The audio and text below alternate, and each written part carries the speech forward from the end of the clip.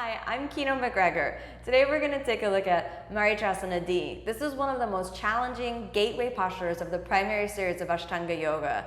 It involves a deep twist of the spine and a double rotation of the hip joints. One hip is externally rotated to have yourself in half lotus position, while the other hip is actually internally rotated to create a sense of stability and a base from which you twist on.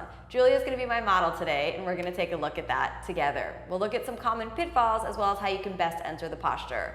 The first thing you would want to start off with is taking the left leg into half lotus position. Now, if you don't have a solid half lotus position, you'll know that the posture is already perhaps out of your reach, and you'd want to go back and work on a nice, solid half lotus position. A couple of common pointers when you're working with the correct position of the foot for Marichasana D. You want the top of the foot to be as close to the hip crease as possible. So you don't want the foot too far over, and you also don't want it too far down. So if the foot is sliding all the way down, that's a little bit too low. So you would want to rotate the hip joint. Also, if you reach all the way over here, that's too far. Obviously, it's a little bit more like crossing the legs, not exactly like lotus position. So you want that top of the foot to grace the inner part of the hip crease. That'll give you a nice sense of stability. If your knee is floating off of the ground, we'll address that a little bit later, but you never want to tense or squeeze your knee together nor force it down to the ground. If your knee does reach the ground, that comes from an external rotation of the hip joint, keeping the knee soft and safe. Right? That's step one for Marichasana D. If you're working on this at home and you have tightness in the hips, this might be enough for you to try. If the half lotus position was relatively easy, we can go ahead and continue. Bending the opposite leg, taking that foot in to about the same position as Marichasana C. So that's going to be aligned to the outer edge of the hip joint, not all the way outside of the pelvis. You want to avoid going too wide, because then you have maybe a sense of a more solid foundation, but it's really just an illusion because it's a long way to reach around that leg. You also don't want it too close in, because that's going to compromise the stability in your half lotus. So you want that in a nice alignment with the outer edge of the hip joint, the ball and socket of the hip joint. Then to safely enter the posture, you're going to take your weight forward so that the knee rests on the ground. So all the weight of the posture is going to now be forward in the knee and forward in the foot. Having the knee planted firmly on the ground is going to prevent any injury in the knee. Suffice that you do not squeeze or tense the knee. You just lean forward, taking that opposite hip off of the ground, in this case, the right hip off of the ground. Feeling a nice sense of stability in the posture, we suck in the belly, and then we inhale to lift up and over, and then we exhale, twisting by starting and reaching all the way down deep inside of the pelvis. Again, a lot of people like to lean back, but the trick is to keep the body as close to the thigh as possible. So we bend deep inside of the hip joint and we lift the spine all the way up and over. This is the first step of the posture. If you're new to the posture, you may choose actually just to stop here, taking 5 breaths, letting the twist happen all through the spine. So this is a wonderful intermediary step. If you feel stable and you feel like all of the weight is moving forward and you're able to support yourself in the posture, the next step is to, keeping the shoulder contact with the knee, spiral the arm around, right? There's a moment right around the shin where you'll feel like the fingers get stuck. So we'll just do that one more time, right?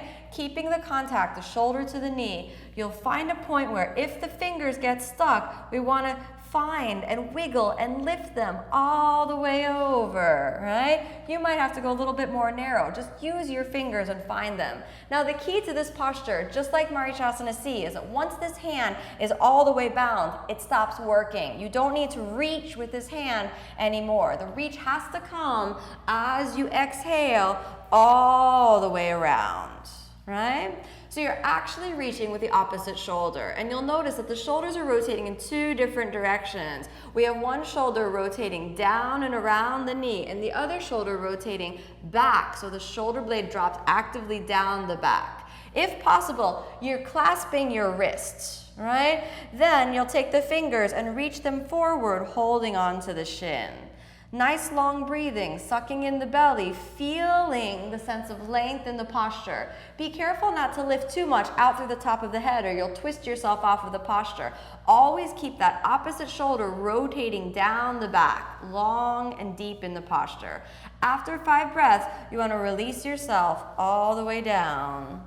And we'll go ahead and give the other side a try, just so you can see both movements in the hip joint. So remember, the first starting point is that opposite leg in half lotus position. So the place we're going to have the leg in half lotus position is the top of the foot gracing the hip crease. All right? Then you're standing up the opposite leg, bringing that deep into the hip joint, and then transferring the weight forward, letting the opposite sit bone from the half lotus position, in this case the left sitting bone, rise off of the ground. It's most important that the knee is down, so we have to keep the knee down in order to prevent it from having injury. Remember not to squeeze or tense your knee. Finding that sense of stability, then remember to initiate the twist by sucking in the belly and lifting the whole spine over to the side so we reach all the way over. You notice she's not rounding or only twisting from the upper back, but that lift comes all the way from deep inside of the pelvis.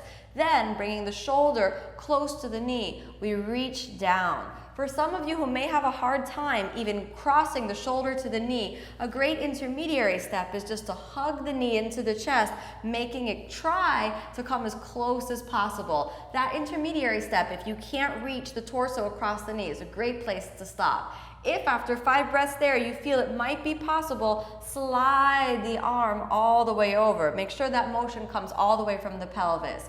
Then once you feel a sense of stability, spiral the hand around, reaching all the way over. Keep the shoulder rotating around the left knee, and then this hand stops working. Now it starts time for the left hand to reach around, exhaling, letting the left shoulder blade drop down the back. So you can see 2 opposite motions in the shoulder girdle. The left shoulder blade dropping down the back while the right shoulder reaches forward to keep the bind around the right knee. It's very important that the spine lifts up and out of the pelvis so we're not dumping weight into the lower back. This is one of the reasons we take the weight forward in the posture. If you have a high level of flexibility, which Julia has a very high level of flexibility, it might be possible for you to sit the back sit bone all the way down. So now you'll see that her pelvis and the back, both hips are planted firmly on the ground.